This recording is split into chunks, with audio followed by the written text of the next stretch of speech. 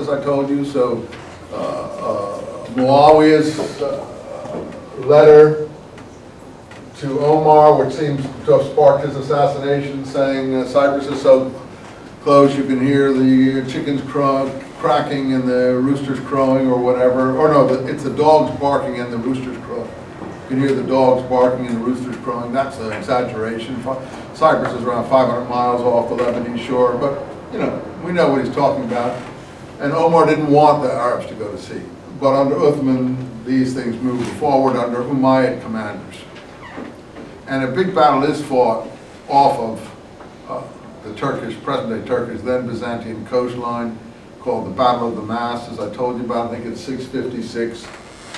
And then a party of disillusioned people go and assassinate Uthman.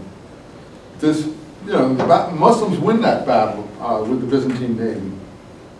The Byzantines have tried to come back. By the way, after the original conquest that I forgot to mention, I should mention it, the Byzantines do reform after Khalid ibn al-Walid's initial successes, and they come back and they fight a big battle at what's called the Yarmouk River. It's called the Battle of the Yarmouk. Now, I'm going backwards in time, I apologize. This would be about 638 or so, where they finally defeat the Byzantines at the Battle of the Yarmouk. Yarmouk, if you've been in this part of the world, how many have been in this part of the world? The border between Jordan and Syria is the Yarmouk River, and the Yarmouk River flows down into the Sea of Galilee. So it's also the border today between Israel and Jordan and Syria and Israel and so on. It's a place where everything comes together there at this Yarmouk River that flows down from the eastern side of the Sea of Galilee into the Sea of Galilee. I know the Yarmouk. And anyway, somewhere above the Yarmouk, this battle was fought, and Khalid is the commander.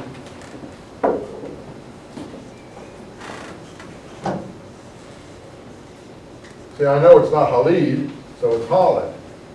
You know, the accents help you pronounce the words. Anyway, Khalid ibn al-Walid. Now that Walid, that would be that. Walid, Khalid, Walid. Yeah. Who's Muawiyah again? Well, we'll get to it. We'll get to it.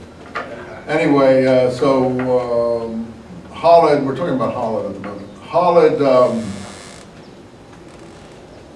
the story goes about this battle that he waited until the Byzantine army, whether it was sunset or sunrise, I don't know, but waited till the sun set or sun rose in the eyes of the Byzantine army, where they were positioned on the battlefield, and then he attacked, and he had an overwhelming military victory again over the Byzantines. And that was the final battle in Syria, Palestine, the Yarmouk.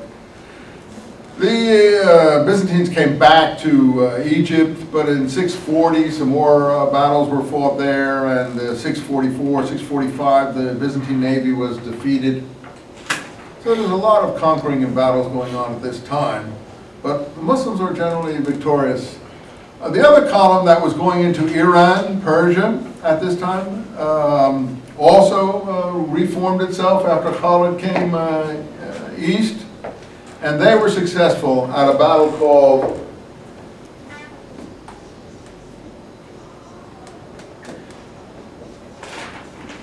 and it's really funny.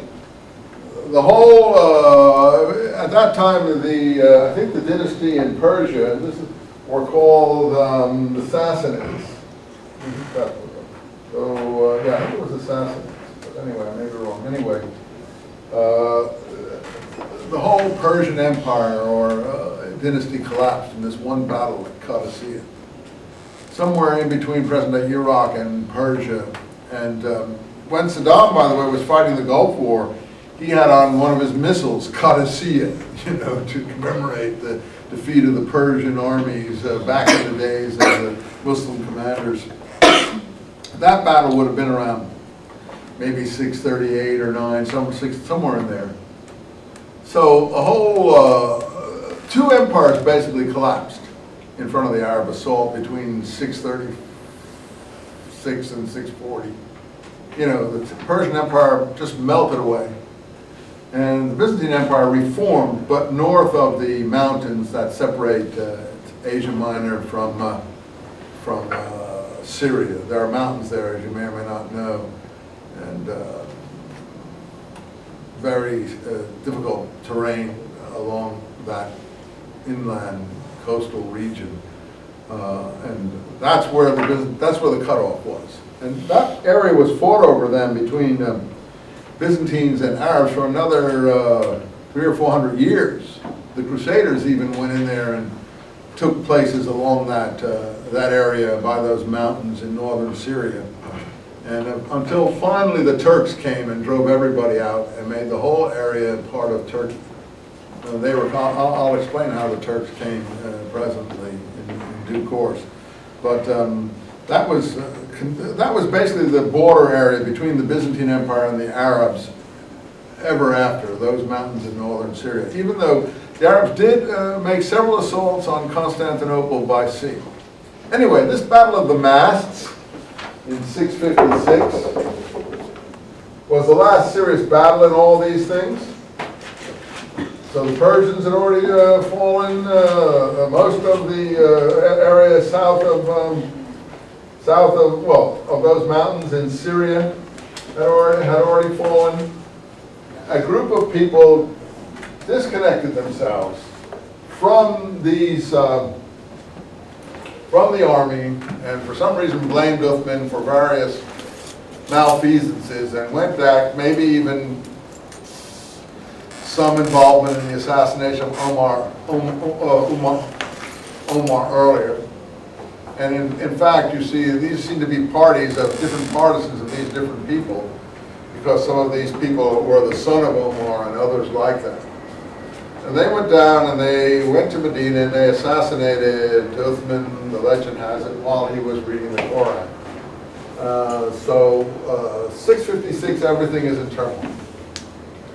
And this is where we come into the story of Ali. Now Ali, his partisans say he wasn't in Medina at the time Uthman was assassinated. But others didn't agree. Others blamed Ali for some of this. Whether he was to blame or not, it isn't clear, but Ali's supporters in Medina immediately proclaimed him caliph. So on Uthman's assassination, Ali was finally proclaimed caliph after waiting 30 years or so for this situation. Yeah, what? He was proclaimed what? Caliph. Caliph, okay. Caliph. Khalifa? Yeah, same thing. Okay. One's Arabic, one's English. He was finally proclaimed Khalifa, if you want the Arabic.